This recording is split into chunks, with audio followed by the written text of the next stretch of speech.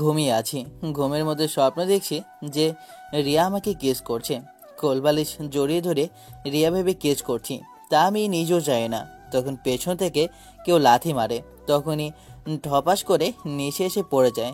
নিচে পড়তে দেখি ওপাশ থেকে আমার বোন মিষ্টি হাসতে হাসতে বলতেছে, কি রে ভাইয়া, তুই এভাবে কোরবালিশ জড়িয়ে ধরে এভাবে চুমু খাচ্ছিস কি জন্য? শয়তান বেডি কোথাকার, তোর কি আর কোথাও লাথি মারার জায়গা পাসনি? শুধু সোজা সোজা আমার মাজা বরাবরই লাথি মারলি। আমি কি জানি? আমাকে তো আম্মু তাই করতে বলেছে। বলেছে যদি পারি তাহলে ঝাড়ু দিয়ে দুটো বাড়ি মেরেই আসি। আম্মু যা বলবে তুই কি তাই করবি নাকি? হ্যাঁ অবশ্যই করব। আমি করব না তো কে করবে? আর তুই এখন থেকে কেন ঘুমিয়ে আছিস? কয়টা বাজে সময় দেখেছিস? এত বড় চোখ রেখেছিস কি জন্য? ঘড়ির দিকে তাকিয়ে দেখ কয়টা বাজে। হাতের দিকে তাকিয়ে দেখি ও মা, গড়তে বাজে এখন মাত্র 10টা। আর আমাকে বলে কয়টা বাজে দেখার জন্য। তুই কি আমার সাথে মস্কারি করিস? জানিস না আমি 11টার আগে ঘুম থেকে উঠি না? আমি তো তা ঠিকই জানি তুই যে লেট সাহেব ছেলে, তাই তো তুই ঘুম থেকে 11টার আগে উঠিসই না। কিন্তু আমার মার হুকুম তোকে লাথি মেরেই উঠাই দে। এই যে আম্মু এলো বলে। তখনই দেখলাম আম্মা পেছন থেকে একটা ঝাড়ু হাতে নিয়ে এসে আমার সামনে বলতে লাগলো, খাটাস কোথাকার, আজ 5 দিন ধরে তো গোসলই করিস না। বডি স্প্রে সবগুলো মেরে মেরে শেষ করে দিয়েছিস। আর এখন বাজে 10টা। প্রতিদিন 11টায় ঘুম থেকে উঠে কলেজ যাস নাকি যাস না তার কোনো ঠিক ঠিকানাই নেই। জানি না কোথায় গিয়ে আড্ডা দিস। আম্মু তুমি তোমার ছেলের নামে এত বড় একটা মিথ্যা কথা বলতে পারলে? আমি কলেজে যাই না আর কি বলছো আমি গোসলও করি না? না মা, না, এটা আমি মানতে পারি না। তুমি তোমার ছেলের নামে এত বড় মিথ্যা কথা বলছো, আমি এটা সহ্য করতে পারছি না। আমি হয়তো বা 7 দিন পর একদিন গোসল করি, একটু না হয় বডি স্প্রে মারি, তাতে কি আর ক্ষতি হয়েছে? ঠান্ডার মধ্যে আমি কি করে গোসল করব? আমি একজন সিঙ্গেল মানুষ। যখন তোকে আমার হাতে ঝাড়ু দিয়ে পিটাবো তখন খুব গোসল করবি বাপ বাপ বলে। আম্মু তুমি এমন কেন? তোমার নিষ্পাপ ছেলের ওপর অত্যাচার করতে পারো না? তুমি জানো না এই ঠান্ডায় গোসল করে যদি আমি প্লেনে যাই তাহলে আমার কি অবস্থা হতে পারে? আমি তো মারা যাব। তুমি কি চাও আমি এভাবে সিঙ্গেল হয়ে মারা যাই? দেখ, এত ঢঙের কথা আমার কাছে এসে বলতে যাস না। তুই এখন গোসলে যাবি, এটাই শেষ কথা। আজকে আমার বান্ধবী আসবে, সে যদি এসে দেখতে পাই তোর এমন অবস্থা তাহলে আমাকে দেখে কি ভাববে তুই বল? আম্মুর বান্ধবীর কথা শুনে তো আমি লাফ দিয়ে উঠলাম। আরে তুমি আগে বলবে না যে তোমার বান্ধবী আসবে? তাহলে কি আমি এত সময় ধরে ঘুমিয়ে থাকি? তাড়াতাড়ি বলো কি করতে হবে। আম্মু আমি নিশ্চিত ও রিয়াপুর কথা শুনে এভাবে লাফ দিয়ে উঠেছে। নয় ও 7 দিনের আগে যে গোসলই করে না সে 3 দিন পর গোসল করবে। এটা তোমার ভাবতেও অবাক লাগছে। মিষ্টির মাথায় একটা চাটি মেরে বললাম, ওই শাকচুনি, তোকে এত কথা বলতে কে বলেছে? আমি কি করব না করব তোকে কি বলবো নাকি? যা ভাগ এখান থেকে, শয়তান বেটি কোথাকার। আম্মু দেখেছো তোমার ছেলে আমার সাথে কি করছে? আমাকে থাপ্পড় মেরেছে তোমার সামনে, আর তুমি কিচ্ছু করবে না? ওই আমাকে কি বলবে? আমি তো গোসল করতে যাচ্ছি, তাই না? চুপচাপ থাক। দেখ, এখন ঝগড়া করার সময় না। তুই যা, তুই গোসল করে রেডি হয়ে বাজারে যা। বাজার থেকে এসে না হয় বাকি কথাটা বলবো। আম্মুর কথা শুনে লাফ দিয়ে বিছানা থেকে উঠলাম। ও এত সময় ধরে বকবক করে যাচ্ছে, কিন্তু আপনাদের তো আমার পরিচয়টাই দেওয়া হলো না। আমি নিলয় চৌধুরী, মা বাবার একমাত্র ছেলে। আর আমার একটা পেচি বোন আছে, দেখলেই তো কেমন পেতনি টাইপের। আমার সাথে সারাদিন ওর ঝগড়া লেগেই থাকে, কিন্তু আমাকে অনেক ভালোবাসে। আমাদের ব্যবসা যখন ছোট ছিল আমরা তখন গ্রামে থাকতাম। এরপরে আব্বুর যখন ব্যবসা বড় হয় তখন আমরা শহরে চলে আসি। গ্রামের অতীতের কথা এখন আর মনে নেই, সে কথা এখন মনে আসে না। অনেক ছোটবেলা কাটিয়েছি, অনেক স্মৃতি লুকিয়ে আছে, ওইগুলো এখন আর মনে করতে চায় না। তাই ওই কথা এখন বলতেও চায় না। এত সময় তো আপনারা বুঝতেই পেরেছেন যে আমার বান্ধবী আসে, এজন্য আমি এত খুশি কেন। আসলে আমার বান্ধবীর মেয়ে রিয়া অনেক সুন্দরী, আমার ক্রাশ। ওকে দেখলে আমার খুব ভালো লাগে। বলতে গেলেও ও আমাদের কলেজের সব থেকে সুন্দরী মেয়ে। ওকে যে কোনো ছেলে দেখলে হা করে তাকিয়ে থাকবে। ওর পেছনে যে কত ছেলে লাইন ধরে আছে তার কোনো হিসাবই নেই। আমি শুধু আমার বান্ধবী বলে ওর সাথে কথা বলতে পারি, নয়তো আমার মতো ছেলে ওর কাছে চান্স পাওয়ারও সুযোগ নেই।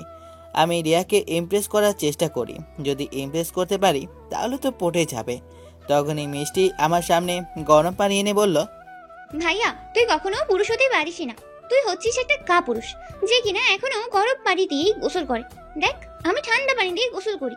তুই দেখিস আমি রিয়াপুকে সব বলবো যে তুই গরম পানি দিয়ে গোসল করিস, আবার 7 দিনও একদিন গোসল করিস। মিষ্টির কথা শুনে তো পড়লাম মহাবিপদে। ও যদি বলে দেয় তাহলে আমার ইজ্জতের ফালুদা সব উঠে যাবে। বোন, এই নে 1000 টাকা, প্লিজ তুই কাউকে কিছু বলিস না। আর গরম পানি, যা, আমি গরম পানি দিয়ে গোসল করব না, ঠান্ডা পানি দিয়ে গোসল করব। 1000 টাকা দিয়েছিস তাহলে ঠিক আছে, মুখটা না হয় বন্ধ হয়ে রাখলাম, কিন্তু তুই ঠান্ডা পানি দিয়ে গোসল কর। আমি তাহলে এই গরম পানিটা নিয়ে গেলাম, নিজেই গোসল করে হ্যাঁ বলে। শালার কামটা করলো কি, ওই নাকি ঠান্ডা পানি দিয়ে গোসল করে আর আমাকে ভাব দেখাচ্ছে। কথায় আছে না, হাতি যখন গর্তে পড়ে তখন চামচিকাটাও লাথি মারে। ওয়াশরুমে গেলাম আর পানির বাটির দিকে তাকিয়ে পড়ছি। পানি, আমার জান, আমার সোনা, আমার, তুই আমাকে মারিস না, তোর ছোঁয়ায় আমি যে মরে যাব। ছুঁয়ো না, ছুঁয়ো না, ঠান্ডা পানি গো, ও ঠান্ডা পানি, তুমি আমায় ছুঁয়ো না গো। পানি, তুমি বলে দাও আমি কার। ঠান্ডা আমাকে নিয়ে যাচ্ছে। তখন পেছন থেকে আমু ডেকে বলে ওঠে, গোসল করতে গেছিস নাকি? এত রং ঢং করতে গিয়েছিস? গোসল করবি তো কর, তোকে কি পানি মেরে ফেলবে নাকি? এই ঠান্ডা আসছে বলে কি গোসল করতে হবে না? ঠান্ডা পানি দিয়ে গোসল করলে মানুষ মরে না, বরং ঠান্ডা পানি দিয়ে আরও গরম হয়। মৃত্যুর আগে শেষ বলে চাই, ইন্না লিল্লাহি ওয়া ইন্না ইলাইহি রাজিউন। কথাটা বলে ঢকঢক করে নিজের শরীরের উপর বালতিটা মাথার উপর ঢেলে দিলাম। কি যে শান্তি লাগছে। অবশ্য ঠান্ডা লেগেছে প্রথমে, এরপরে দেখলাম গরম লাগছে। তাহলে বুঝলাম ঠান্ডা পানিতে গোসল করলে মানুষ মরে না। যাই হোক, রেডি হয়ে বাজারে যেতে হবে। আব্বু অফিসের পথে আবুল চাচাকে দিয়ে বাজার করে রেখেছিল, তাই বাজারটা শুধু নিয়ে আসতে হবে। আমি আবার বাজার করতে পারি না। বাজার করতে গেলে আমাকে ধোকা দিয়ে পচা জিনিসে ভরিয়ে দেয়। পরে আবার আমার কাছে বকা শুনতে হয়। রেডি হয়ে নিচে আসতে হাতের ফোনটা বেজে ওঠে। ফোনটা রিসিভ করতে ওপাশ থেকে তখন বলে ওঠে, বন্ধু তুই কই? কাম তো একটা সেরে ফেলছি, রহিম কাকার দোকানের সামনে চলে আয়। হারামজাদা, তোরা আবার ওখানে কি করেছিস? বন্ধু তুই জলদি আয়, ঈশান তো আর বাঁচবে না। রহিম কাকার দোকানের সামনে আয় তো, বাস দিতে যাচ্ছে। ও, বাসটা দিতে যাচ্ছে না? অনেক দিন হয়েছে 40 খায়নি। আজকে না হয় ও মরলে সবাই মিলে 40 খাবো। তো শালা, ও যদি মরে যেত তা তো কোনো সমস্যা ছিল না। সমস্যাটা হয়েছে রহিম চাচার দোকানের মধ্যে। দেখ ভাই, এমনি ও শোভ কাছে যাচ্ছি। শোভ কাছে কিন্তু দেরি করতে নেই, আমি এখন পারবো না। বন্ধু, আমাদের বন্ধুত্বের কসম লাগে, তুই চলে আয়। আমার কিন্তু হাগা ধরছে, কিন্তু পারতেছি না। শালা বঞ্চ, এসব করার টাইমে কি মনে থাকে না? কাহিনীটা বল। ভাই, এখানে আমার কোনো দোষ নাই, বলতে গেলে বিন্দু পরিমাণও দোষ নেই। আরে ভাই, বিন্দু পরিমাণ কি? আমি নিষ্পাপ, আমি কিছুই জানি না, যত সব আকাশ করছে। হরমচাদা, সোজা সাপটা বলবে নাকি কলটা কেটে দিব? ঈশান বাসদেব আর আকাশ বলতেছিল তাহলে ধরিয়ে নে রিটার্ন, তাহলে শালার কল্লাটা একবারে চলে যাবে। তখন আমি বললাম না, তাতে মনে হয় না মরবে না, শালা তো কই মাসের প্রাণ। সাদিয়া চলে গেছে, তার দুঃখ তো কয়েকদিনই ভুলবে না। ওকে একদিনে ভোলার জন্য এমন সহজ একটা মৃত্যু দিতে হবে। হারামজাদা, তোদের মতো বন্ধু থাকলে মানুষের আর মরা চিন্তা করা লাগবে না। তোরাই তো এক একজন চোম। বন্ধু তুই কিন্তু মস্করি করিস না, আমার পরনে কিন্তু প্যান্ট নাই। কেন, কি হয়েছে বুঝলাম না। বন্ধু বলিস না, রহিম চাচার টিনের মধ্যে আমরা 2টা রশি বাঁধছি আর একটা দড়ি বাঁধছি। বন্ধু বলিস না, রহিম চাচার টিনের মধ্যে আমরা 2টা রশি বাঁধছি আর একটা দড়ি বাঁধছি। তোর ঈশানের গলার মধ্যে আকাশ আমার সামনে ছিল। ওই হারামজাদা আমাকে পিছন থেকে বলতেছে, বন্ধু তুই না দেখলে আরও হেভি সেক্সি লাগবে। বন্ধু কসম, পিছন থেকে যে একটা মেয়ে যাচ্ছে তা আমি একদম দেখিও নাই। আকাশ তো আরও সামনে থেকে উল্টোপাল্টা কথা বলে যাচ্ছে। মেয়েটা এগুলো শুনে পেছনে তাকাতে আমি দিলাম সোজা টান। চালটা খুলে মেয়েটার সামনে গিয়ে পড়লো। তো কি হয়েছে? মেয়েটাকে সরি বললেই তো হয় যে তোদের ভুল হয়ে গেছে। আর তোরে তো সব সময় একটা না একটা আকাম করেই রাখিস, এতে আর নতুন কি? বন্ধু মেয়েদের কাছে মেয়েদের কাছে মাপ চাইলে মেয়েরা যদি মাপ করে দিত তাহলে তো সব কিছু ছুটিয়ে দিত। কিন্তু মেয়েটা আমাদের প্যান্ট খুলে রেখে দিয়েছে আর বলেছে তোদের লিডার যদি না আসে তাহলে আমাকে ছাড়বে না। আমরা নাকি বদমাস অসভ্য মেয়েদেরকে উত্ত্যক্ত করি। টমটম দোকানের মধ্যে তো তোদের দেখি ইজ্জতে ফালুদা বানিয়ে দিয়েছে। আমি গেলে হয়তো মনে হয় আমার ইজ্জতটাও খেয়ে নেবে। বন্ধু তুই এইবারের মতো আমাদেরকে বাঁচিয়ে দে, তুই না হলে তো আজকে আমাদের মেয়েটা ছাড়বে না। হারামজাদা, সব জায়গায় আকাম করে বেড়াস। দাঁড়া, আমি আসেছি। ওরা কি কাম করেছে তা দেখে আসতে হবে, তাই রওনা দিলাম রহিম চাচার দোকানের দিকে।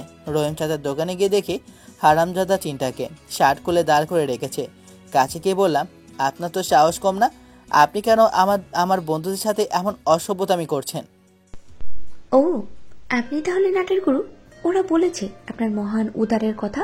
আপনি যেহেতু ওর বস, তা আমার জানা হয়ে গেছে। দেখুন, একদম উল্টাপাল্টা কিছু বলবেন না, নয়তো কিন্তু একটা কিছু হয়ে যাবে। মেয়েটা লাঠি হাতে নিয়ে কাছে এসে বলে, কি করবি তুই? তোর মতো কত ছেলে পেলে পিটিয়ে আমি মানুষ করেছি, তা কোনো ঠিক আছে? আসে আমার চৌকিদার, মনে হয় রাত জেগে পাহারা দেয়, তাই এত ভাব। এই, কি বলি তুই? মেয়েটা রেগে গেছে আমার কথা শুনে। এত সময় মেয়েটার দিকে আমার নজর পড়েনি। মেয়েটার দিকে তাকাতে আমি যেন চোখ সরাতেই পাচ্ছি না। এ কি মাইরি! একে তো দেখছি আসমান থেকে একটা পরী, কি লাবণ্য চেহারা। তখন মেয়েটা আমার সামনে এসে আমার শার্টের কলার ধরে বলতে লাগলো, তুই আমাকে কি বললি? তুই কি বোঝাতে চাস বল? আমি চকিদার? তোকে তো আজকে আমি পিটিয়ে শেষ করে দেবো। মেয়েটা আমার শার্টের কলার ধরতে আমার বুকের মধ্যে কেমন জানি হার্টবিট বেড়ে গেল। আমার তো মনে হলো আমার কোনো একজন পূর্ণ মানুষ আমার কাছে চলে এসেছে, তাই আমার হার্টবিটটা বেড়ে গেল। এমন কখনো হয়নি, কোনো মেয়েও আমার এমন কাছে আসলে এমনটা অনুভব হয়নি। যখন এই মেয়েটা আমাকে ধরেছে আমার কাছে মনে হচ্ছে, এখন বুঝতে পারছি না কেন এমন হচ্ছে। আমি মেয়েটার হাত থেকে ছাড়িয়ে পড়লাম। এই যে মিস, দেখুন আপনার গায়ে তো তেলাপোকা উঠে গেছে।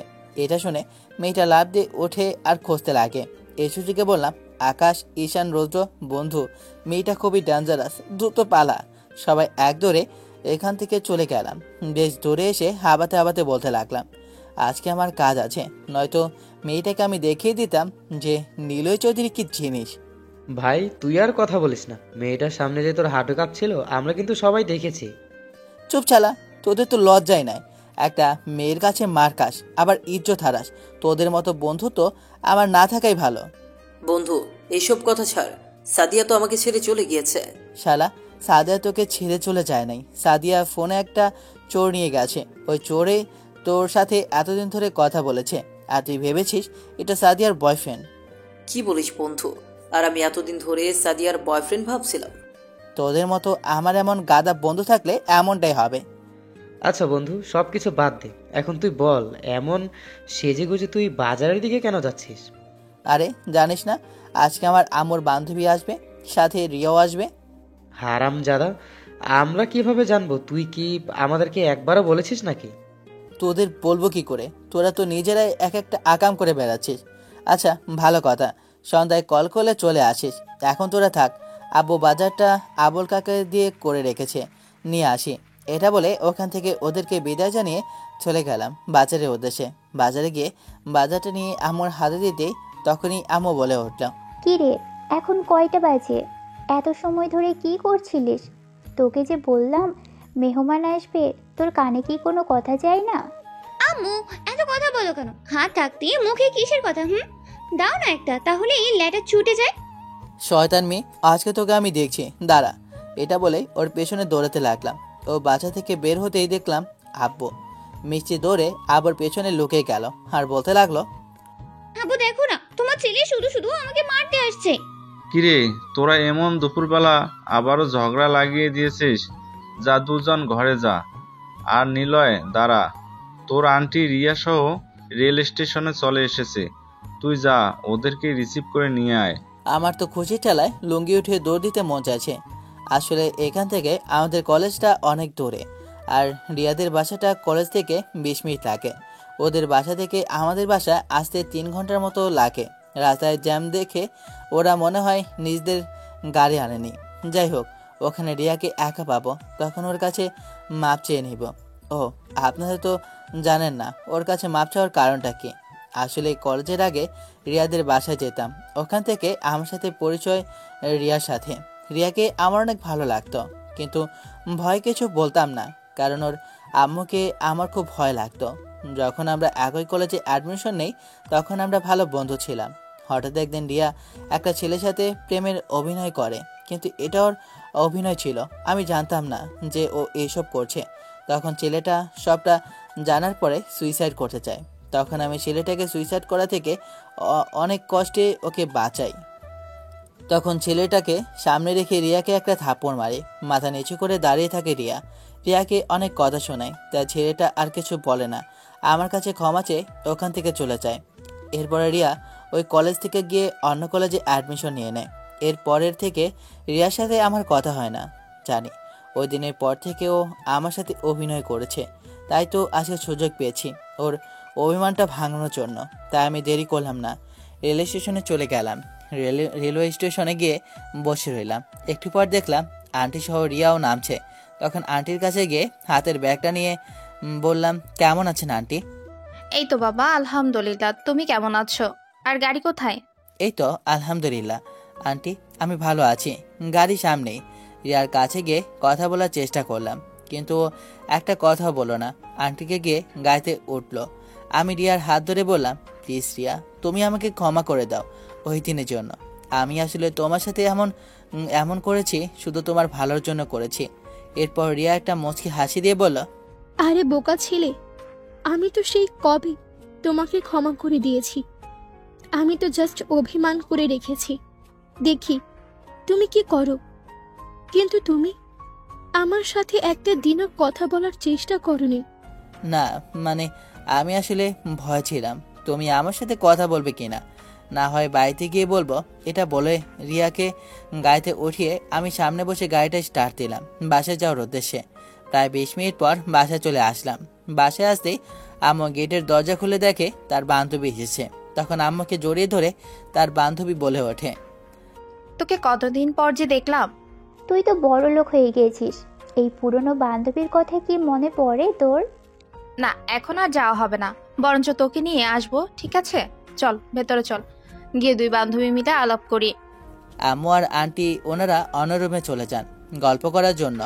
আম্মু তো অনেক খুশি পুরনো দিনের বান্ধবীকে অনেকদিন পর নিজের কাছে পেয়ে। তখনই আমার ফোনটা বেজে ওঠে। বন্ধু, তুই একটু বাইরে আয়, আমাদের একটু বাইর হতে হবে। আচ্ছা ঠিক আছে, তুই দাঁড়া, আমি আসতেছি। এটা বলে কলটা কেটে দিয়ে, যাই হোক অনেক সময় হয়ে গেছে, হাঁটাহাঁটি করেছি, এখন না হয় একটু আড্ডা দিই। এভাবে নিচে গেলাম। নিচে গিয়ে দেখি আকাশ দাঁড়িয়ে আছে। আকাশকে নিয়ে রহিম চাচার দোকানে যায়। রুদ্রকে কল করে বলি ঈশানকে নিয়ে রহিম চাচার দোকানে চলে আসে। প্রায় 10 মিনিট পর হারামি দুটো চলে আসে। কিরে বন্ধু, তোকে কি রিয়া ক্ষমা করে দিয়েছে নাকি এখনো ক্ষমা করেনি? না রে, আসলে রিয়া আমাকে ক্ষমা করে দিয়েছে। আমি বরঞ্চ ভুল ভেবেছি রিয়া আমার উপর রেগে আছে, কিন্তু বিষয়টা তা না। রিয়া আমার উপর একদমই রেগে নেই। আজকে কত হাসি খুশি আমার সাথে কথা বলেছে। আমার কথা বাদ দে তো, ঈশান বল তোর গার্লফ্রেন্ড সাদিয়া, না সরি সাদিয়া হবে না, পাততে গিয়ে দিলাম হাগিয়া, তোর জিএফ সাদিয়া। এটা বলা মাত্রই সবাই হেসে ওঠে। ঈশান তো আমাকে মারতে এসেছে। আর যাই বলিস বন্ধু, আমাদের মধ্যে মিল আছে। কেমন মিল বলতো শুনি? যেমন আমি নীলয় আহমেদ নীল, তুই? আকাশ আহমেদ নীল। ঈশান আহমেদ নীল। রুদ্র নীল চৌধুরী। ওরে শালা, এজন্যই তো বলি আমাদের 4 জনের মধ্যে এত ঝগড়া হয় কি করে। তোরা তো সব শালা সবগুলাই বাকেন্দ্রনাথ রাইটার। তুমি ঢং করো তাই না? 1 মিনিট, তোরা ঝগড়া থামা। আমি শুনেছি রহিম চাচাকে কয়দিন ধরবো, তোরা নাকি টাকা দেস না? হ্যাঁ বন্ধু, ভালো কথা। এখন তো রহিম চাচার পোলা বসে আছে, রহিম চাচা আসলে তো আমাদেরকে সবাইকে ধরে ঠ্যাঙ্গাবে। নে, শয়তানের নাম নিয়েছি, শয়তান হাজির হয়ে গিয়েছে। তখনই রহিম চাচা একটা লাঠি নিয়ে আমাদেরকে দৌড়াতে লাগলো। আর পেছনে বলতে লাগলো, হারামিরা, আমার দোকানটা তোরা খেয়ে শেষ করছিস, কিন্তু টাকা দেওয়ার খবর নাই। বন্ধু, আমার কোনো দোষ নাই, আমি সব টাকা ইনাসকে দিয়েছি। ও যেন সব টাকা রহিম চাচাকে দিয়ে দেয়, কিন্তু ওই শালার গার্লফ্রেন্ড সাদিয়ার জন্য গিফট কিনে নিয়ে গেছে। আর কি সবাইকে ধরে উত্তম মাধ্যম দিতে লাগলাম। যাই হোক, সবার সাথে হাসি তামাশা করে বাসায় যাওয়ার উদ্দেশ্যে রওনা দিলাম। একটু সময় পর বাসায় চলে আসলাম। বাসায় এসে দেখলাম মিষ্টি সোফায় বসে আছে। আমাকে দেখে আমার কাছে এসে বলতে লাগলো, ভাইয়া, তোর জন্য একটা খুশির খবর আছে। তাই নাকি? তো কি এমন খুশি খবর যা আমি জানি না? বলবো না, বলবো তুই যদি আমাকে চকলেট কিনে দিস। যা পেতনি, কিনে দিব। প্রমিস কর আগে। আচ্ছা বাবা, বললাম তো কিনে দিব তোকে, এমন করিস কেন? আম্মু তোর সাথে রিয়াপুর বিয়ে ঠিক করেছে, আমি মাত্রই কান পেতে শুনলাম। তুই সত্যি বলছিস? আহা, কি সোনালি বোন, মনটা ভরে গেল। এই শীতে আমার মা আমার কষ্টটা বোঝেছে অবশেষে। আম্মা আমার বিয়েটা দিতে যাচ্ছে, তাও আবার আমার ক্লাসের সাথে। এর চেয়ে খুশির কথা আর কি হতে পারে? তাহলে আর কি, খুশির ঠেলায় তুই না হয় নাচতে নাচতে আমার জন্য চকলেট নিয়ে আয়। কত বড় খুশির কথা বল। তা তো বটে। আর হ্যাঁ পেতনি, এই মুহূর্তে টাকা নাই, যা ভাগ। ভাইয়া, তুই আমার সাথে ভাটবাড়ি করলি।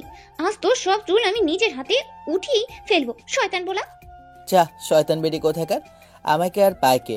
আমি দিলাম এক দৌড়ে আব্বুর রুমে চলে গেলাম। আমি মিষ্টির সাথে ঝগড়া করছে দেখে আম্মু এসে বলে ওঠে, নিলয়, আমার তোর সাথে একটু কথা আছে। মিষ্টি তো একটু বাইরে যা।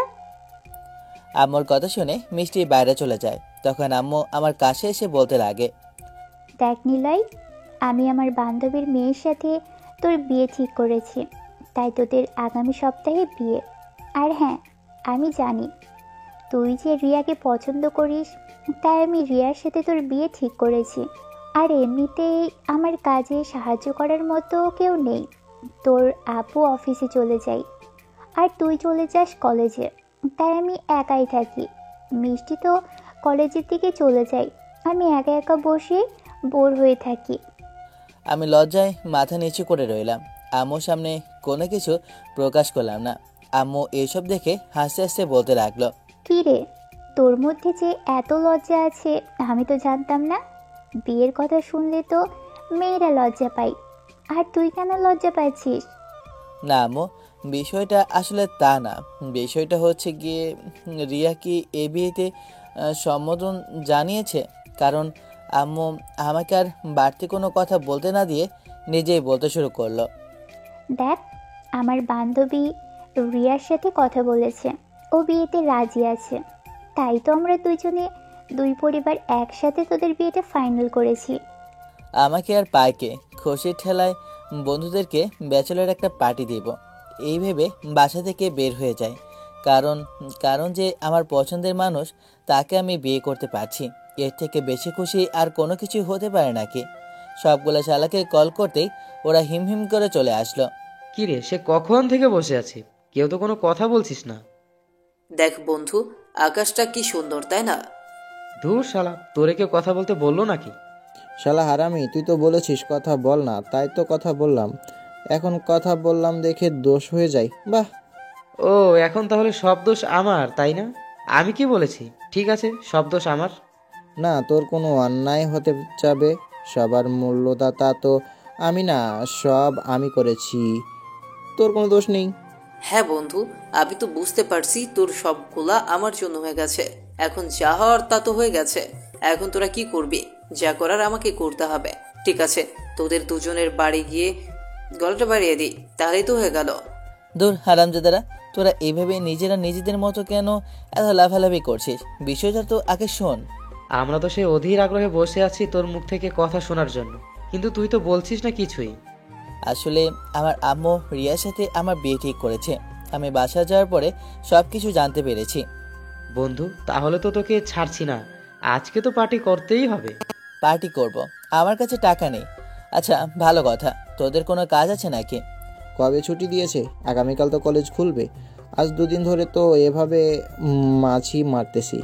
না, এই যে খোসাখুশি করতাছি, কাজ কাজ আর কই পাবো? কেউ কি আর কাজ দেয় রে? কাজের অভাবে দিন দিন শুকিয়ে যাচ্ছে। তাহলে চল আমার বাসায় কিছু কাজ করতে হবে। তোদেরকে নিয়ে যাই, তাহলে তো হয়ে গেছে। আমারও কাজের লোক আনতে বলেছে, তোরা থাকতে কাজের লোকের কী প্রয়োজন? তখনই আকাশ ফোনটা হাতে নিয়ে বলে উঠল, ওরে, আমার তো আম্মা বলেছিল আজকে নাকি আমার মাছ শেষ হয়ে গেছে, বাজারে যেতে হইব রে বন্ধু, অনেক বড় কাজ আছে। মনে চলে আসছে, ধন্যবাদ তোকে কাজটা মনে করে দেওয়ার জন্য। আরে আজকে যে আমি সাদিয়াকে এসএমএস দিতে ভুলে গিয়েছি। দাঁড়া, ফোনের ব্যালেন্স তো নাই, এখন কি করা যায়? একটু বাজার থেকে ঘুরে আসি। ঈশান দাঁড়া দাঁড়া, আমার তো ক্ষুধা লাগছে, আমার তো বাজারে যাইতে হইব রে। দাঁড়া, আমিও তোর সাথে যাচ্ছি। ঠিক আছে, তোরা যেহেতু যাবি না, সবার কাজ আছে, আমি তাহলে নিজে একাই মাল এনে খাই, তোরা সবাই বসে থাক। কথাটা শোনা মাত্রই সবাই দৌড়ে কাছে চলে আসে, এসেই বলতে শুরু করে, আরে প্রতিদিন তো মাছ খাই, আজকে একদিন না খেলে হবে, সমস্যা নাই, আমি একদম ফ্রি আছি, বল। আরে আমি যে বাজারে যে খাবো, আমার কাছে তো পকেটের টাকাই নাই, ভুলে গেলাম রে। আমি তো ভুলেই গেছি, আজকে তো সাদিয়া বাসায় নাই, তাহলে ওরে এসএমএস দেওয়ার প্রয়োজনও নাই। সব হারামজাদাগুলা কীভাবে ল্যাপলেট করে চলে এসেছে। আচ্ছা ঠিক আছে, তাহলে বিল হয়েছে 5,000 টাকা, সবাই যে যার মতো করে 1,000 করে দিয়ে দে। বন্ধু, তুই আমারে যদি মাইরা ফেলাস, তাহলে আমার পকেট থেকে একটা কানাকড়িও পাবি না। আর কারণ আমার কাছে তো টাকাই নাই। টাকার অভাবে কয়দিন যে খায় না, নিজেও জানি না। মানিব্যাগের চিপার মধ্যে যে কোথায় দিয়ে 5টা টাকা রাখছিলাম ভুলে গেলাম, খুঁজে পাচ্ছি না।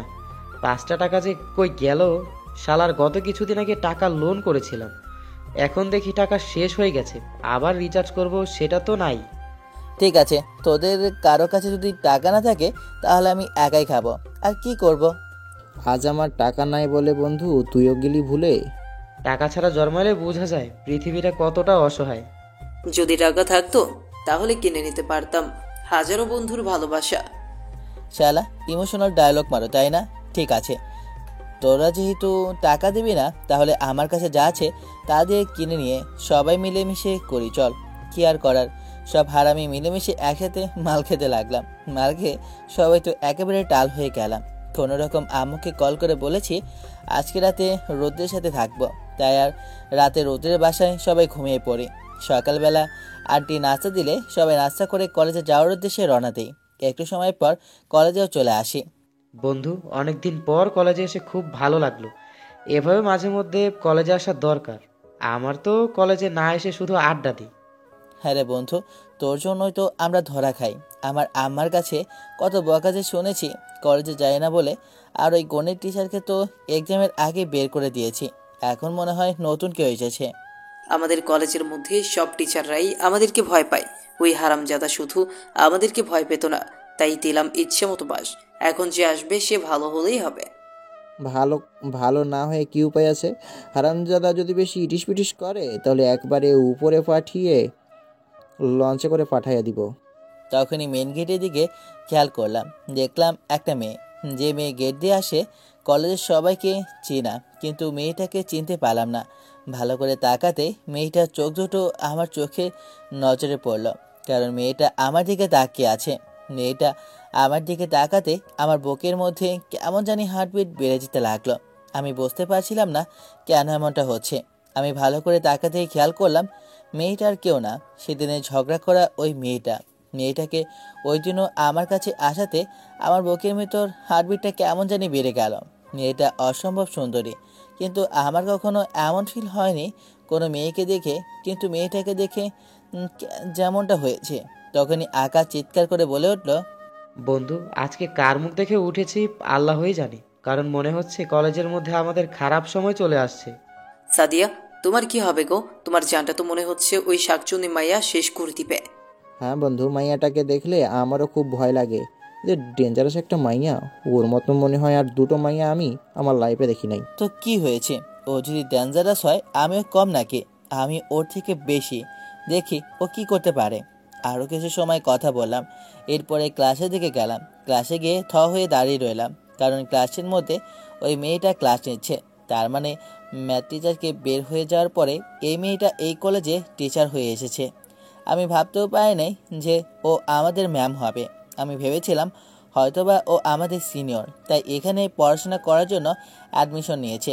কিন্তু আমার যে চিন্তা ধারণা সব কিছু ভুল প্রমাণিত হয়েছে। আমাদেরকে বাইরে দেখে তখনই মেয়েটা বলে উঠল, হাতের ঘড়িটা দেখেছো কয়টা বাজে? তোমাদের ক্লাস কখন শুরু হয়ে গিয়েছে আর তোমরা বাইরে বসে আড্ডা দিচ্ছ বখাটে ছেলের মতো। দেখুন ম্যাম, আমরা একদম বকেটে না, আর আমরা আড্ডা দিচ্ছি না, আমরা তো জাস্ট স্টাডি করছিলাম। তুমি না আমাকে জ্ঞান দিতে এসো না, বুঝতে পেরেছো? এখন যেহেতু তোমরা দেরি করে এসেছো তাই কান ধরো। আর তোমরা এখন আমার ভালোই জানো, মেয়েদের রাস্তাঘাটে তোমাদের ইফটিচিং করা আমি বের করছি। অসম্ভব, আমার একটা মান সম্মান আছে, আমি কখনোই কান ধরবো না। আর আপনি নিজেকে কি মনে করেন? টিচার হয়েছেন তো কি হয়েছে, যা বলবেন তাই করতে হবে নাকি? জিও বস জিও, তুমি তো আমাদের গরু, না মানে গুরু। এই না হলে আমাদের বন্ধু তুই চালিয়ে যা, আমাদের সাথে যে লাগতে আসছে, আমরা হচ্ছি কলেজের লিডার, আমাদের সাথে পাঙ্গা নেওয়ার ফলটা তুই দেখিয়ে দে বন্ধু। তখন মেয়েটা আমার সামনে বরাবর হয়ে দাঁড়িয়ে শার্টের কলারটা ধরে বলল, মেয়েটা আমার থেকে 2 ইঞ্চি কম হবে, কারণ মেয়েটা আমার একেবারে বুকের মধ্যে এসে পড়ে। কি বলি তুই? মেয়েটার কথা বলাতে আমার আবারও বুকের মধ্যে কেমন যেন হার্টবিটটা বেড়ে গেল, কারণ আমার কখনো এমনটা হয়নি। আমার কোনো মেয়েকে দেখে এমন ফিল হয়নি। আমার কেন জানি না মনে হয় আমাকে আমার কোনো আপন মানুষ শাসন করতে আসে। আমি নিজেও জানি না, আমার অজান্তে আমার হাত দুটো আমার কানের সামনে এসে দাঁড়িয়ে গেল। দেখতে পেলাম আকাশ, ঈশান, রুদ্রসহ হাসছে। আমি বুঝতে পারছি না ওরা কেন হাসছে। যখন খেয়াল করলাম তখন দেখলাম আমি কান ধরে আছি। এটা দেখা মাত্রই আমি কানটা ছেড়ে দিয়ে ওখান থেকে বের হয়ে যাই। কি রে, তোর কি হলো? এমন করলি কেন? স্যার, আমিও তো বুঝলাম না বিষয়টা।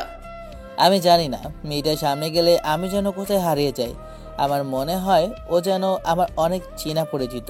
তখন ওদের সব বিষয়টা খুলে বলি। সব শুনে রৌদ্র বলে ওঠে, মামা সত্যি বলতে মেয়েটার না মানে ম্যাম কিন্তু ন্যাচারাল সুন্দরী, তাই হয়তো বা তোর কাছে ওনার আশায় এমন লাগতে পারে। এমন কি করে হয়? আমার তার আগে এমন কখনো হয়নি। এমন হয়নি তা বুঝতে পারছি, কিন্তু এমন তো হয়েছে, এখন কি করবি? আমি আমার জেলায় মরছি আর তোরা মজা করছিস। আসলে আমার কাছে কেমন যেন পরিচিত লাগে। শালা ম্যাম কম করে হলেও তোর থেকে 4 বছরের বড় হবে। তোর তাহলে মাথায় সমস্যা হয়েছে। আরে ভাই এসব বাদ দে তুই, ওই মেয়ে আমাদেরকে ক্লাস থেকে বের করে দিয়েছে, তা ভাব কি করা যায়। ঠিক বলেছিস, কিছু তো করতে হবে। একটা বুদ্ধি পেয়েছি, শোন। সবাইকে প্ল্যানের কথা বলি, প্ল্যান মোতাবেক সবাই হাজির হয়। আকাশকে বলেছিলাম একটা প্লাস্টিকের সাপ নিয়ে আসতে। আচ্ছা রৌদ্র, মেয়েটার নাম কি রে? দুরারামজাদা, মেয়ে যদি ম্যাম হবে আর ওনার নাম নীলা। বাহ, অনেক সুন্দর নাম তো। শালা সুন্দর ছাড়, দেখ ম্যাম আসছে, কাজ শুরু কর। আকাশের কথা শুনে নীলা ম্যাম যখন রাস্তা পার হবে তখন এই প্লাস্টিকের সাপটা তার ঘাড়ে মারি। তখনই নীলা চিৎকার করে। নীলা এতটা ভয় পায় যে সে ওখানে সেন্স হারায়। নিলয় ম্যামকে ধর, পড়ে যাচ্ছে। উনি তো ভয়ে সেন্স হারিয়ে ফেললো। আমি গিয়ে নীলাকে আমার বাহুতে ধরলাম। পড়ে যাওয়ার থেকে আমার কেমন জানি শরীরটা শীতল বাতাসে ছুঁয়ে গেল। কাজটা করা ঠিক হয়নি, ম্যামকে তার বাসায় দিয়ে আসি। আমি পারবো না, এটা নিলয়ের প্ল্যান, আমি গেলাম। বন্ধু, আব্বু বাসায় যেতে বলছে। দাঁড়া, আমিও আসছি। সব শালা আমাকে গ্যারা কোলে ফেলে দিয়ে সব নিজের মতো কেটে পড়েছে। কি আর করার। আমি নীলা ম্যামকে নিয়ে তার বাসায় গেলাম। বাসায় কেউ নেই। একটা মহিলাকে দেখলাম। উনি বললেন ম্যামের মা বাবা কেউ নেই, উনি ম্যামের সব কাজ করে দেন। কি করব, বল যেহেতু করেছি তাই নিজেই ম্যামকে কোলে নিয়ে তার রুমে দিয়ে আসলাম। খুব গিল্টি ফিল হচ্ছে। ম্যামের চোখে পানি দিকে ওনার হুঁশ ফিরে আসে। তখন আমাকে দেখে বলে ওঠে, আমি কোথায়? আমি কি মারা গেছি? আপনি এখানে কেন? আমার খুব হাসি পাচ্ছে ওর বাচ্চাদের মতো কথা শুনে।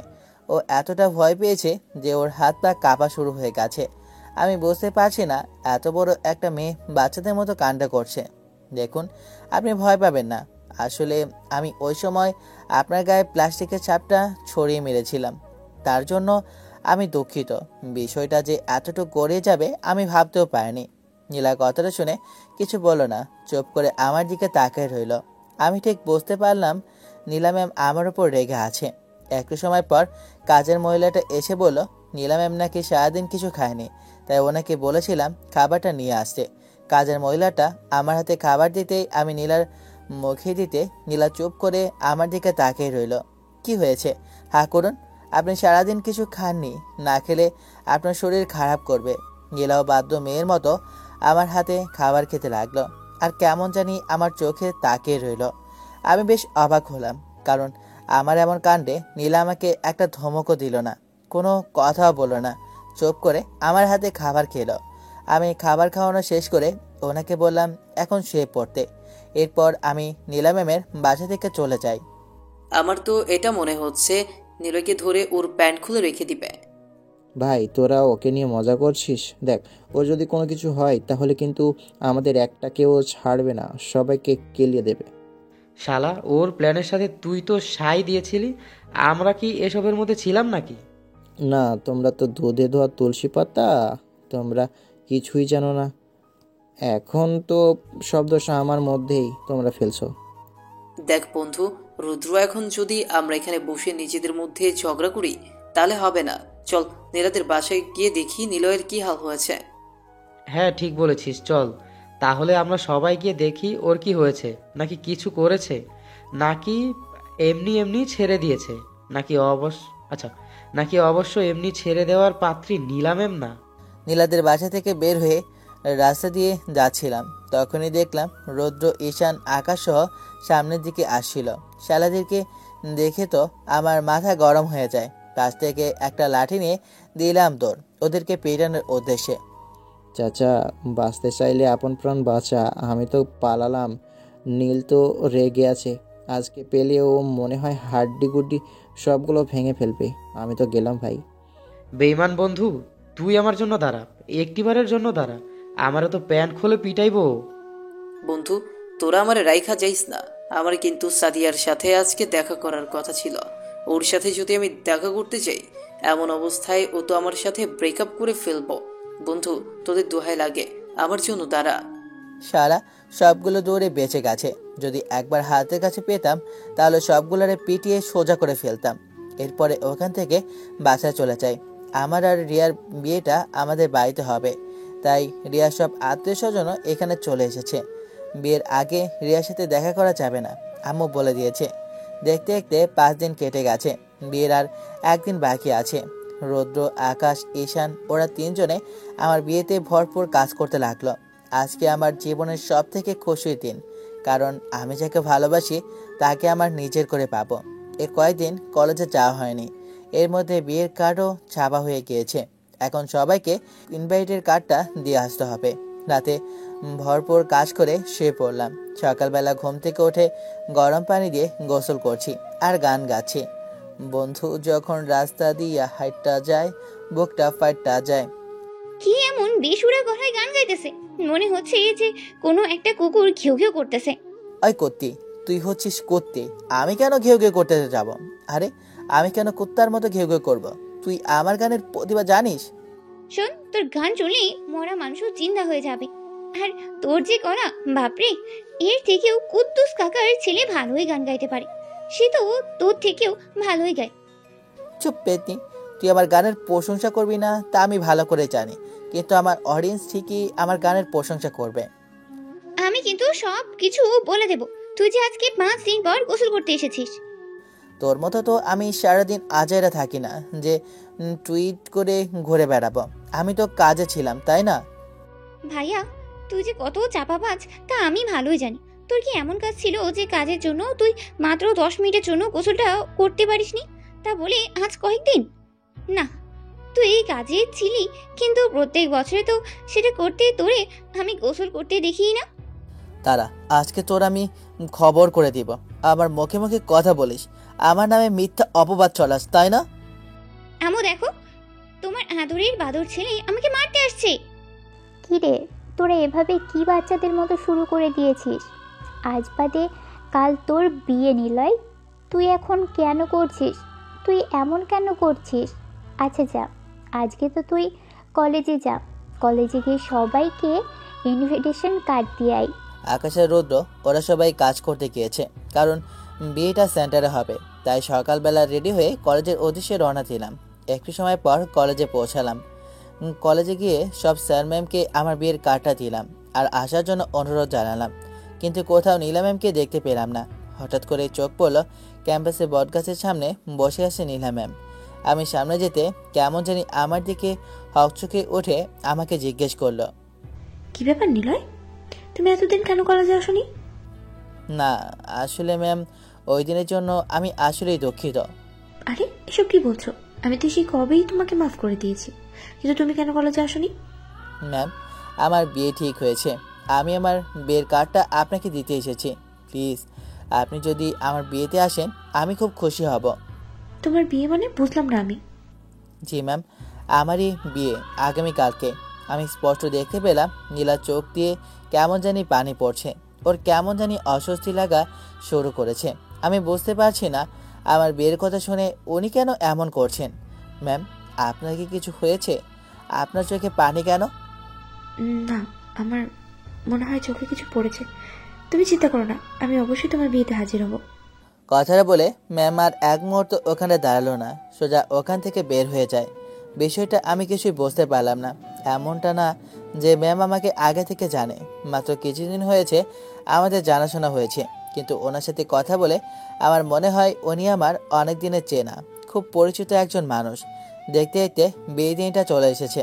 পুরো সেন্টার জুড়ে মেহমান। একটু পর দেখলাম নীলা ম্যাম একটা নীল রঙের শাড়ি পরে এসেছে। ওনার দিকে তাকিয়ে আমি যেন চোখটা ফেরাতেই পারছি না। ওনাকে দেখতে কি যে মায়াবী লাগছে বলে বোঝাতে পারবো না, এক কথায় পরীর মতো। আমি রেডি হয়ে আকাশ, ঈশান, রুদ্রসহ আমরা গাড়িতে করে সেন্টারে চলে এসেছি। রিয়াকে সাজানোর জন্য পার্লারে নেওয়া হয়েছে। সবার খাওয়া দাওয়া শেষ, এখন বিয়ে পড়ানোর সময় হয়েছে। সকাল হয়ে সন্ধ্যা বেরোলো এখনও, কিন্তু রিয়া পার্লার থেকে আসলো না। আমি রিয়াকে কল করছি, কলটা বন্ধ বলছে। বুঝতে পারছি না ওর কোনো কিছু হয়নি তো। তখন একটা ছেলে হাতে একটা খাম নিয়ে আমার কাছে এসে বলল, এটা আপনার জন্য। খামটা খুলে দেখি ভিতরে একটা চিঠি লেখা আছে। চিঠিটা খুলে পড়তে লাগলাম। পড়তেই আমার যেন পায়ের নিচ থেকে মাটি সরে যাওয়ার মতো অবস্থা। নিলয়, তুই কি ভেবেছিলি আমি তোকে বিয়ে করব? তুই আমাকে পুরো কলেজের সামনে অপমান করেছিস। তোর কি মনে হয় এত অপমানের পরও আমি তোকে বিয়ে করব? তোর কোনো যোগ্যতা আছে আমাকে বিয়ে করার? আমার বয়ফ্রেন্ড আছে। এ বিয়েতে আমি শুধু রাজি হয়েছি তোকে উচিত শিক্ষা দিব বলে। তুই আমাকে যেভাবে কলেজে সবার সামনে অপমান করেছিলি, আজ আমি সেভাবে তোকে তোর বিয়েতে সব আত্মীয় স্বজন সবার সামনে তোর সব মান সম্মান আমি শেষ করে দিয়েছি। তোর অপমানের কথা আমি ভুলিনি। এখন তোকে যে অপমানটা করেছি সেটা হচ্ছে তোর সারা জীবনের জন্য। তোকে এখন আর কোনো মেয়ে কখনোই বিয়ে করবে না, কারণ মানুষ বলবে যে ছেলের বিয়ে থেকে মেয়ে চলে যায় সে ছেলে কখনো ভালো হতে পারে না। রিয়া চিঠিটা পড়ে আমি থ হয়ে দাঁড়িয়ে রইলাম। আমার যেন শরীরের মধ্যে বিন্দু পরিমাণ শক্তি নেই। আমি কি করব বুঝতে পারছি না। মাটিতে লটিয়ে পড়লাম।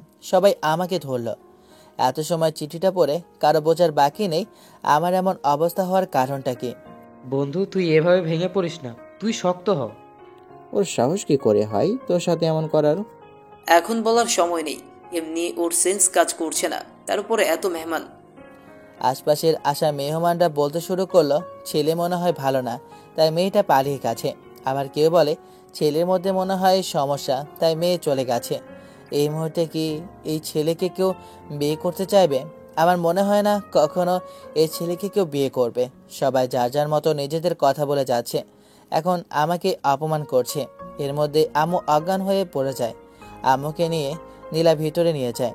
আমি শুধু নীরব দর্শক হয়ে সবার অপমান শুনে যাচ্ছি, কারণ আমার এখানে কিছু বলার নেই।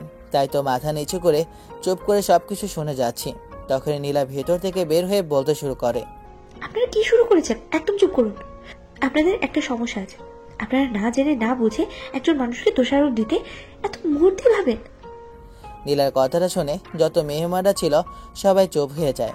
নীলা আবার বলতে শুরু করে, আসলে না, আমাদের সমাজে একটা প্রচলিত কথা আছে, আমরা কখনো কারো দোষ অন্যায় যাচাই বাছাই না করে যে কাউকে দোষারোপ করে ফেলি। এটাই হচ্ছে আমাদের এই সমাজের সব থেকে বড় অন্যায়। আমরা আজকে এই ছেলেটাকে কত কিনা বলেছি এর দোষ আছে, এর অন্যায় খারাপ, তাই জন্য মেয়েটা চলে গেছে। আমাদের আসলে সমাজটাই না এমন। এই ছেলেকে কে বিয়ে করবে না? হ্যাঁ, এই ছেলেকে আমি বিয়ে করব। নীলার কথা শুনে আমি হা করে নীলার দিকে তাকিয়ে রইলাম। আব্বুর দিকে তাকালাম, দেখলাম নীলার কথা শুনে আব্বু যেন একটু স্বস্তি ফিরে পেল।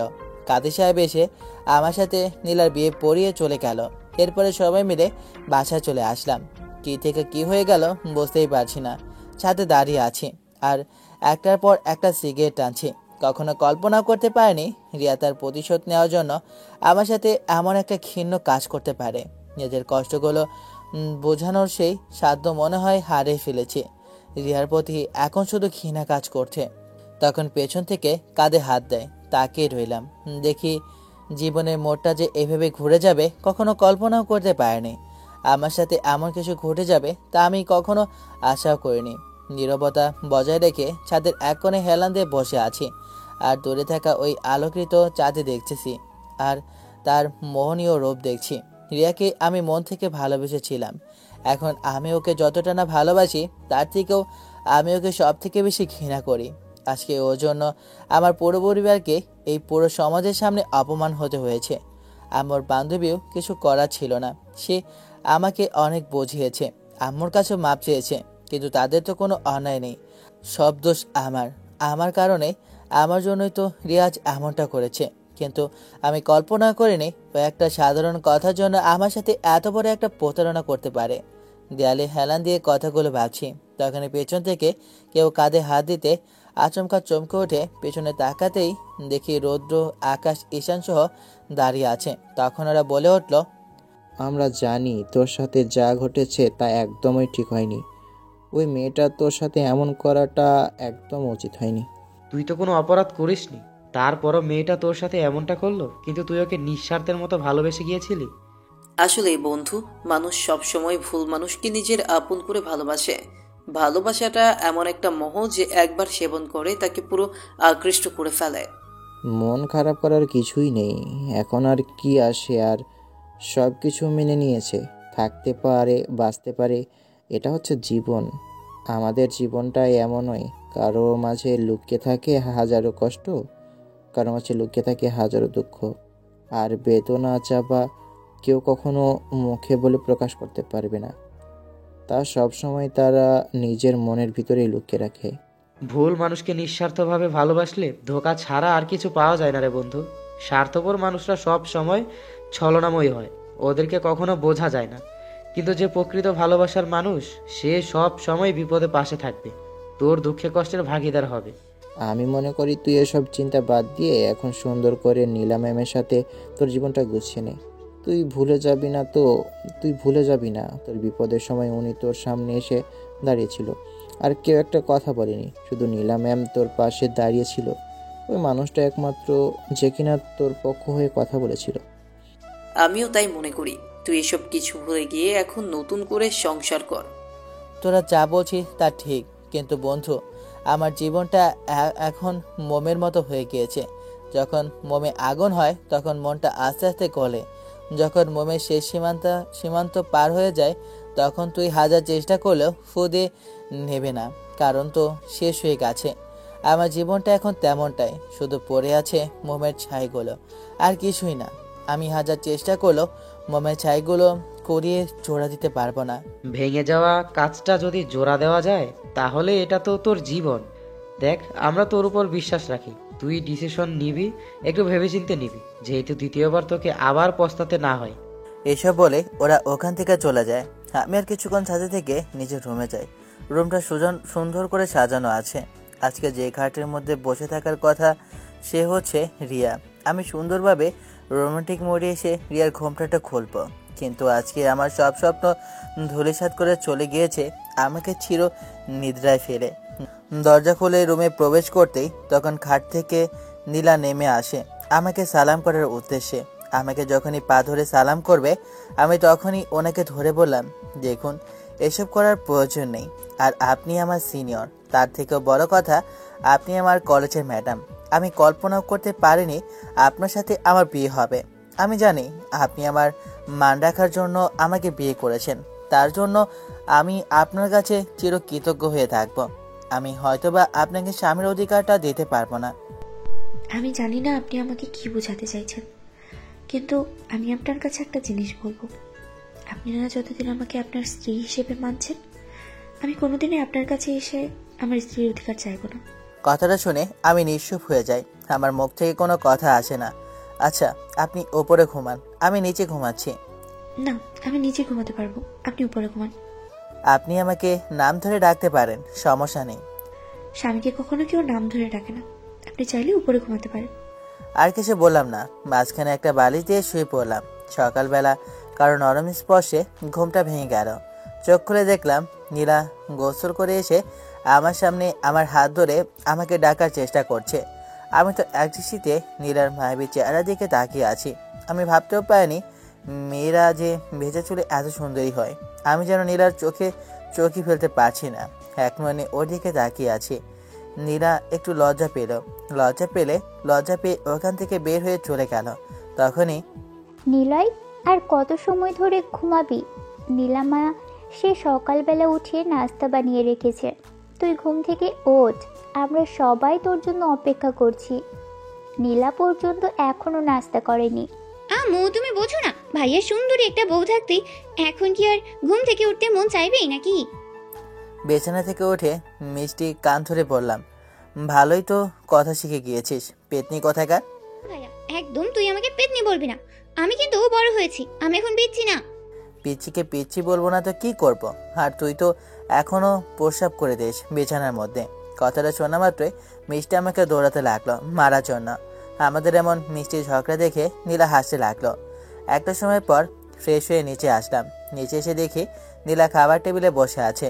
নীলা সবাইকে খাবার দিচ্ছে, আব্বা আম্মু সবাই খাবার খাচ্ছে। আমি এসে বসতে আমাকে নাস্তা বেড়ে দিল। দেখ বাবা, আল্লাহ পাক যা করে ভালোর জন্যই করে। আর এমনিতে ওই মেয়েকে পছন্দ ছিল না, আমার এমন সংসারের মেয়ে পছন্দ ছিল। তুই শুধু ওই মেয়েটাকে পছন্দ করতি বলে আমি বিয়েতে রাজি হয়েছি, নয় কিন্তু আমিও ওই বিয়েতে রাজি ছিলাম না। এসব কথা বাদ দাও। আল্লাহ পাক আমার ছেলের কপালে কখনো খারাপ কিছু লিখেনি, তাই তো নীলামায়ের মতো এমন একটা ভালো মেয়ে আমার ছেলের বউ হিসেবে আমি পেয়েছি। এতে আমি আল্লাহ তাআলার কাছে লাখো কোটি শুকরিয়া আদায় করি। হ্যাঁ, আমিও খুব খুশি, কারণ নীলামাকে আমার খুবই পছন্দ হয়েছে। বয়সে তোর থেকে 4 বছর হলে কি হয়েছে, মানুষ সিনিয়র মেয়েকেও বিয়ে করে, কোনো সমস্যা নাই। আমি আব্বু আম্মুর কথা শুনছি আর খাবার খাচ্ছি। আমি কিছু বললাম না, মাথা নিচু করে চুপ করে রইলাম। নীলার দিকে তাকিয়ে দেখলাম ও লজ্জা পাচ্ছে। আমি একটা জিনিস বুঝতে পারলাম না, আমাদের বিয়ে হয়েছে কিন্তু এতে আমার মনে হচ্ছে নীলা জানি কেমন একটা খুশি খুশি লাগছে। এর কারণটা আমি বুঝে উঠতে পারছি না। খাওয়া দাওয়া শেষ করে আব্বু আম্মাকে বললাম, আব্বু আমি একটু বাইরে যাব, কাজ আছে। এটা বলে উঠে চলে গেলাম। তখন নীলা পেছন থেকে ডেকে বলল, এই যে 1 মিনিট দাঁড়ান, আপনার শার্টের কলারটা ঠিক করেনি, আমি শার্টের বোতামটা লাগিয়ে দিচ্ছি। আমার শার্টের বোতামটা যে উল্টো পাল্টা লেগে আছে আমি নিজেও জানি না। তখন নীলা এসে আমার শার্টের বোতামটা ঠিকভাবে লাগিয়ে দিচ্ছে। ওই সময় আমার যে কেমন ফিলিংস লাগছে আমি বলে বোঝাতে পারবো না। নীলা আমার থেকে হাইটে 2 ইঞ্চি ছোট, তাই ওর চুলগুলো আমার নাকের সামনে এসে বাঁচতে লাগলো। ওর চুল থেকে কি যে একটা সমুদ্র ঘ্রাণ আসতে লাগলো, আমি তা ফিল করতে লাগলাম। তৎক্ষণাৎ মনে পড়লো এ কি করছি আমি, উনি তো আমার ম্যাম হন। নীলা আমার বোতামগুলো লাগিয়ে দিলে আমি হন হন করে ওখান থেকে বের হয়ে যাই। বন্ধু, তুই কই আছিস? তোর তো দেখি খোঁজ খবর নেই। এই তো আমি বাসা থেকে বের হলাম। তোরা কই আছিস? তোরা টমটমের দোকানে চলে আয়, আমি ওখানেই আসি। আমরা ওখানেই আছি, তুই এখানে চলে আয়। একটু সময় পর আমি টমটম দোকানে গিয়ে দেখি আকাশ, ঈশান, রৌদ্রসহ সবাই ওখানে বসে আছে। ওদের কাছে যেতে ওরা হাসতে হাসতে একজন বলে ওঠে, মামা যাই হোক হয়ে গেছে, রাতে তো ভালোভাবে ঘুমিয়েছিস, তাহলে বল তো বিড়াল কি মেরেছিস নাকি? হ্যাঁ নীলাই বন্ধু, তুই কিন্তু এখন একটা মাল, তোর দ্বারা সবকিছু সম্ভব। শালারা তোরা কি ভেবেছিস আমি বুঝতে পারি না? হরামজাদা, আমি মরছি আমার কষ্টে আর তোরা বলছিস তোদের মজা নিয়ে, তাই না? আরে শালা মজা নিব না, তুই তো সিনিয়র মেয়ে পেয়ে গেছিস। আমাদের কপালে তো একটা সিনিয়র মেয়েও জোটে না, ওর কপালে তো একটা চাঁদিয়া আছে।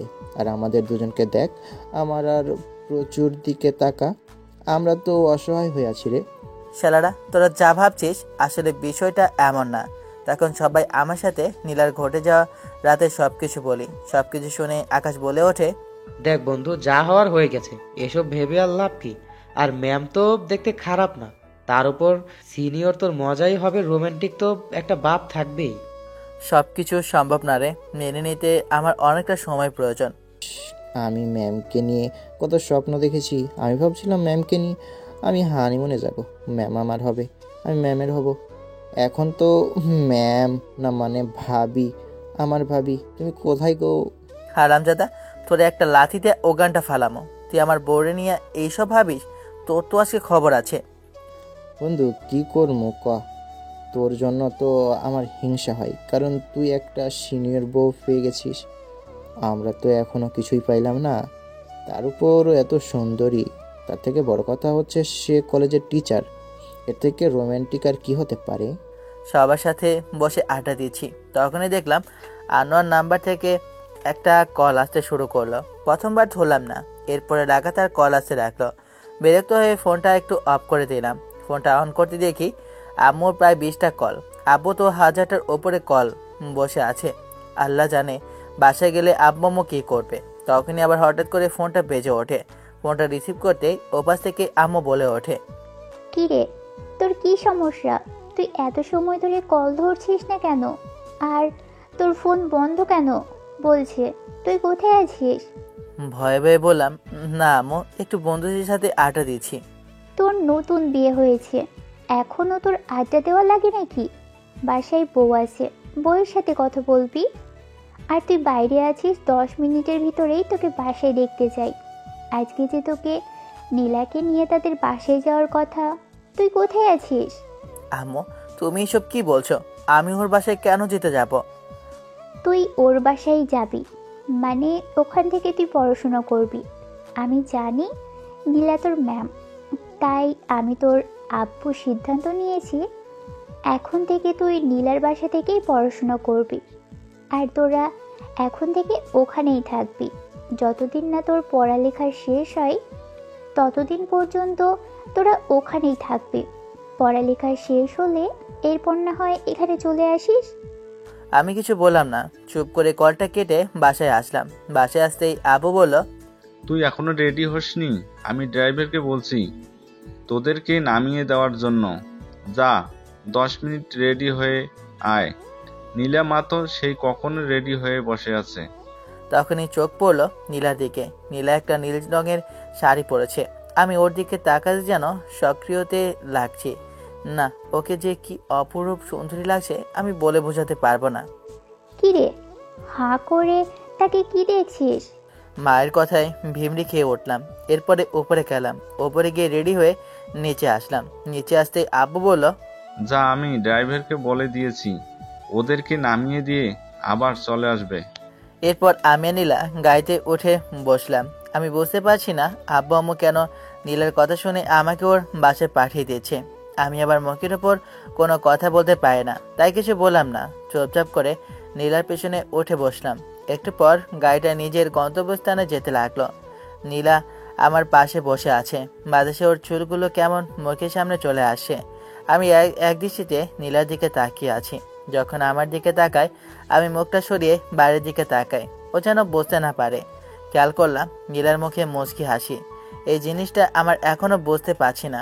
আমাকে বিয়ে করেছে ও অনিচ্ছাকৃত, কিন্তু আমার মনে হচ্ছে ও আমাকে বিয়ে করেছে এতেও অনেক খুশি। মনে হচ্ছে আসমানে কোনো চাঁদ পেয়ে গেছে। গাড়িটা ধীর গতিতে যেতে লাগলো। হঠাৎ করে নীলা মাঝ রাস্তায় গাড়ি থামিয়ে বলে উঠল, নিলয়, ওই যে দেখো ফুচকা, আমার খুব ভালো লাগে ফুচকা খেতে। আমার সব থেকে প্রিয় খাবার হচ্ছে ফুচকা। প্লিজ তুমি আমাকে ফুচকা খাওয়াবে? নীলা আমার হাত ধরে বাচ্চাদের মতো বায়না করতে লাগলো। আমি বুঝতে পারলাম না, এত বড় একটা মেয়ে কিন্তু ওর বাচ্চামি স্বভাবগুলো এখনো যায়নি। আচ্ছা, আপনি চলুন, আমি আপনাকে ফুচকা খাওয়াচ্ছি। প্লিজ তুমি বাইরে আমাকে আপনি করে বলবে না, কারণ বাইরে মানুষের কি মনে করবে যদি কেউ শুনে আমরা স্বামী স্ত্রী আর তুমি আমাকে আপনি করে বলছো, তাহলে বিষয়টা কেমন জানি দেখাবে না? বিষয়টা আমি ঠিকই বুঝতে পেরেছি, কারণ কোনো স্বামী যদি তার স্ত্রীকে আপনি করে বলে তাহলে বিষয়টা কেমন জানি দেখায়। হয়তো আমি তাকে স্ত্রী হিসেবে এখনো গ্রহণ করিনি, কিন্তু নীলার হাবভাব দেখে মনে হচ্ছে ও আমাকে তার স্বামী হিসেবে পেয়ে অনেক খুশি। কিন্তু বলে বোঝাচ্ছে না আমাকে। আমি বললাম ঠিক আছে। নেমে একটা ফুচকার দোকানে নিয়ে গেলাম। ওখানে গিয়ে 1 প্লেট ফুচকা অর্ডার দিলাম। দেখলাম নীলা অনেকগুলো ঝাল নিল, তো একটার পর একটা খেয়ে যাচ্ছে। আমাকে একটা সাধলো। আমি ফুচকা কখনো খাইনি। মুখে দিতেই জ্বালা যেন আমার মুখটা পড়ে যাচ্ছে। গাড়ির ভেতরে গিয়ে দেখি পানি নাই। ফুচকার কাছে পানি শেষ। গাড়ির সামনে গিয়ে দেখলাম কোথাও পানি নেই। আমার মুখটা পড়ে যাচ্ছে ঝালে। কি করব? তখন নীলা এসে আমাদের দুজনের চাটফুট করে দেয়। মনে হচ্ছে নিমেষের মধ্যে আমি কোনো এক অনুভূতির জায়গায় হারিয়ে গেছি, যা বলে বোঝানোর মতো না। নীলা আমাকে করে গাড়িতে উঠে বসে। তখন আমি কিছু বোঝে উঠতে পারছি না কি থেকে কি হয়ে গেল। আমি আর কিছু চিন্তা না করে গাড়িতে উঠতাম। গাড়িতে উঠে দেখি নীলার মুখটা লজ্জায় লাল হয়ে আছে। ও কিছু বলছে না। সারা রাস্তা নীলা নিঃসব হয়েছিল। আসতে প্রায় সন্ধ্যা হয়ে গিয়েছে। নীলার বাসায় এসে আগে নীলার রুমটা ভালোভাবে গুছিয়ে নিল। আমি ছাদে গেলাম। আজকে আমি ওর সাথে কি করেছি, এই কাজটার জন্য আমার খুবই লজ্জা লাগছে। কিন্তু ওকে কখনো বুঝবে না আমি ওকে কতটা ভালোবাসি। আমি ওকে সেই কবে থেকে ভালোবেসে এসেছি। আপনারা হয়তো ভাবছেন আমি কি করে নিলয়কে জানি, আর নিলয়ের সাথে কিসেরই বা এমন সম্পর্ক যার জন্য আমি চিন্তা করছি। আপনারা সবকিছু জানতে পারবেন, গল্পের সাথে থাকুন। এখানে একটা টুইস্ট আছে। ছাদে উঠে দেখি ছাদের মধ্যে বাগান দিয়ে সাজানো। আর সব থেকে অবাক করার কথা হচ্ছে বাগানের মধ্যে যে ফুল গাছগুলো, এগুলো হচ্ছে আমার সব থেকে প্রিয় গাছ। আমি বুঝতে পারছি না আমার এমন প্রিয় গাছগুলো নীলার বাসার ছাদের উপরে সাজানো আছে। তার মানে কি নীলা আমার সব পছন্দের গাছ লাগিয়েছে? তা না, তা কি করে হয়? অবশ্য হতে পারে আমার যে পছন্দের গাছগুলো ওইগুলো তার পছন্দ হতে পারে, কিন্তু সব কয়টাই তো আমার পছন্দের। কিন্তু ওর পছন্দের কি এতগুলো হতে পারে? তোর এত কিছু চিন্তা করে লাভ নেই। আমি একটা ফুল গাছের নিচে গিয়ে ফুলের ঘ্রাণ নিতে লাগলাম। তখনই আমার কথাগুলো মনে পড়তে লাগলো। রিয়ার ভালোবাসা শুধু ছিল অভিনয়, কিন্তু নীলার ভালোবাসা মনে হচ্ছে প্রকৃত ভালোবাসা। আমার জন্য শুধু। আমার শুধু এখন চোখের সামনে নীলার সাথে ঘটে যাওয়া সবগুলো কথাই মনে পড়ছে আর মুখে হাসি চলে আসে। তার মানে কি আমি নীলাকে ভালোবেসে ফেলেছি? কিন্তু নীলা কি আমাকে ভালোবাসবে? এসব চিন্তা করছি। তখন নীলা পেছন থেকে ডাক দিল, এই খাবার হয়ে গেছে, খেতে আসো। আমি ছাদ থেকে এসে খাবার খেতে বসলাম। খাবারটা মুখে দিয়ে বুঝতে পারলাম সকালের খাবারটা নীলা তৈরি করেছে, কারণ খাবারটা অনেক ভালো হয়েছে। আমি তো সব খাবার একাই শেষ করে দিলাম। তখন মনে হলো নীলা তো এখনো খায়নি। সরি, আমি তো সব খাবার খেয়ে ফেললাম। কোনো সমস্যা নেই, আমি খাবার আগে খেয়েছি আর অনেক ফুচকাও খেয়েছি, তাই ক্ষুধা নেই, তুমি খাও। আমি খাবার শেষ করে নীলার রুমে যাই। নীলার রুমটা অনেক সুন্দর করে সাজানো আছে, আর আমার রুমটা সবসময় এলোমেলো হয়ে থাকে। হঠাৎ করে চোখ পড়লো টেবিলের উপর একটা বইয়ের দিকে। বইটা বের করতে গিয়ে হঠাৎ চোখে পড়লো আলমারির চিপার ভিতরে একটা ডায়েরিটা কোনো রকম বের করলাম। একটু বালু জমেছিল। ভালো করে ঝেড়ে মুছে দেখলাম লেখা আছে 2011। তার মানে বইটা অনেক পুরনো।